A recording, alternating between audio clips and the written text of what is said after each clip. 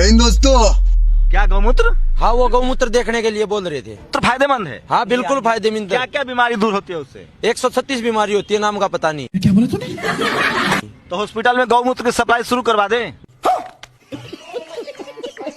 तुम लोग को पता है हमारे इंडिया बर्बाद क्यों होता जा रहा है? इन बहन के टकों की वजह से। अरे अंधभक्तों, जब गौमूत्र इतना शुद्ध है तो मंदिरों में चढ़ाओ ना जाकर इसको। जब कोविड-19 आया था, लाखों लोग मरे थे, लाखों लोगों के परिवार बर्बाद हुए थे, हजारों में डेड बॉडी को लावारिस समझकर जलाया गया था। तब कहाँ गायब हुआ था तुम्हारा ये गौमूत्र? उस टाइम लोगों से क्यों नहीं बोला तुमने कि इसको गौमूत्र को पियो, तुम्हारा कोविड-19 हट जाएगा, तुम मरने से बच जाओगे। अरे अंधभक्तों, तुम इस गंदगी को प्रोटीन बता रहे हैं। चलो मैं मान लेता हूँ गाय हमारे सनातन धर्म की माता है और गाय को हम अपनी माँ जैसी ही उसको भी माँ मानते हैं, यही है ना? फॉर एग्जाम्पल, जब हम पैदा होते हैं तो हमारी माँ हमको 2 साल तक दूध पिलाती है। उसके बाद हम 4-5 साल तक गाय का दूध पीते हैं निप्पल से, और गाय को हमारे भगवान भी प्यार करते हैं, इसीलिए हम गाय को माँ बोलते हैं। अरे अंधभक्तों, मुझे पूरे वर्ल्ड में ऐसी माँ दिखा दो जो अपने दिल के टुकड़े से अपने बेटे से बोले या अपनी बेटी से बोले कि ये ले मेरी गंदगी स्वीकार कर। या फिर ऐसे कौन से पुराण या गीता में लिखता है कि इस भगवान ने बोला है या इस भगवान ने लिखा है कि गौमूत्र का सेवन करो? मुझे साला एक दिखा दो, लाकर एक लाइन दिखा दो कोई से भी पुराण में, गीता में या पुराण में या कोई से भी वेद में। तो तुम कैसे बोल सकते हो गौमूत्र खाने या पीने से हम स्वस्थ रह सकते हैं? को मोदी चाहिए। मोदी हमारा पति, हमारा भाई, हमारा बाप, हमारा गुरु है।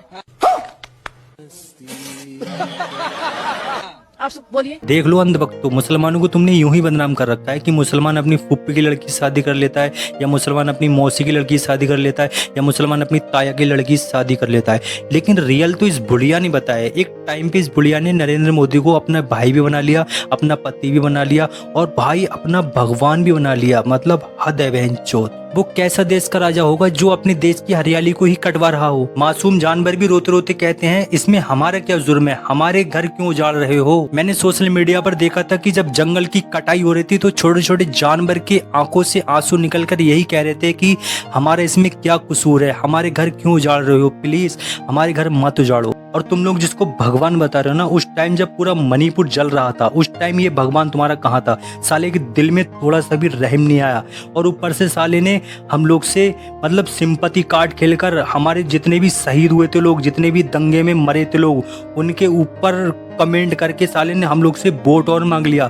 मतलब इमोशनल लोग। देखो जी, अंधभक्तों के कहने में मत आना। उनका सिर्फ एक ही नारा है, मोदी को जिताना है। चाहे मोदी अंधभक्तों को सुअरों के साथ खाना खिला दे या सुअरों के साथ लिटाल दे, लेकिन फिर भी जिताएंगे तो मोदी को ही, क्योंकि भाई वो उनका भगवान है। उनने डिसाइड कर लिया है कि हम मोदी को आने वाले टाइम में मोदी जी की पूजा करेंगे अपने घरों में, ठीक है? तो अंधभक्तों के कहने में मत आना मेरे भाई, प्लीज। देखो जी, इस बुढ़िया की गलती नहीं है, ठीक है? इस बुढ़िया को पता ही नहीं है कि देश में चल क्या रहा है। इस बुढ़िया ने सिर्फ मोदी जी के बारे में 2 ही बात सुनी है। पहली बात क्या है?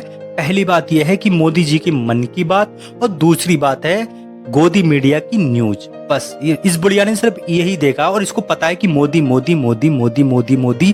सोशल मीडिया या ये जितनी भी गोदी मीडिया है ना, जितनी भी गोदी मीडिया के प्लेटफॉर्म है, इनको इस पर सिर्फ यही दिखाया जाता है कि मोदी ने ये किया, कि मोदी ने वो किया, या मोदी ने इतना अच्छा काम किया, या मोदी ने 1000 किलो की वहाँ मूर्ति बनवा दी, या वहाँ मंदिर बनवा दिया, या वहाँ मस्जिद तोड़ के मंदिर बनवा दिया। बस इसलिए ये लोग सोचते कि मोदी मोदी मोदी बहुत अच्छा काम कर रहा है। अरे भाई, मोदी अच्छा काम नहीं कर रहा है यार। मोदी सिर्फ अपना पेट भर रहा है बस, और हम लोग को अपना पेट भर रहा है, इसलिए हम लोग को लड़ाता है। उसको पता है अगर मैं हार गया तो भाई मेरे पास कुछ नहीं बचने वाला, ठीक है? सारे के सारा खत्म हो जाएगा। तो इसलिए मोदी ये हारना नहीं चाहता मेरे भाई। ऑपरेशन सिंदूर संपन्न हुआ, उसमें वेद का एक मंत्र काम कर रहा था। आप सुनकर ताली बजाइए। वेद का एक मंत्र काम कर रहा था, योस्मान धूर्वती तम धूर वयम भयम धूर्वामा। जो हमें मारना चाहे उसे हमें पूर्ण रूप से समाप्त कर देना चाहिए। देखो जी, बाबा जी अंधे हैं। सॉरी, अंधे नहीं कह सकते, क्योंकि अंधे कहने से बाबा जी की बेइज्जती होगी। अब बेइज्जती होगी तो भाई अंधभक्त मुझे कमेंट करेंगे गलत गलत कि तू ऐसे कैसे बोल सकता है, कि तेरी हिम्मत कैसे हुई बाबा जी के बारे में, क्योंकि बाबा जी भाई बहुत पहुंचे भी हैं। देखा ना आपने अभी। हाँ, तो मैं रिस्पेक्ट के साथ अपनी बात रखूंगा, ठीक है। अरे बाबा जी, जब आपको इतने सारे मंत्र याद है, सबसे पहले एक अच्छा सा मंत्र मारकर अपनी आंखें ही ठीक कर लो। तो अगर ये नहीं कर सकते तो एक ऐसा मंत्र बनाओ बाबा जी, ये जो हमारा छोटा सा मुल्क है ना पाकिस्तान, ये साला हमको कभी भी टक्कर ना दे सके, साला हमको टक्कर दे देता है बे। अरे बाबा जी, इन भोले वाले अंधभक्तों को और कितना अंधा करोगे यार। मतलब एक छोटा सा पाकिस्तान जो हमारी इंडिया में एक यूपी जगह है, उससे भी छोटा है भाई, यूपी से भी छोटा है बहुत, ठीक है।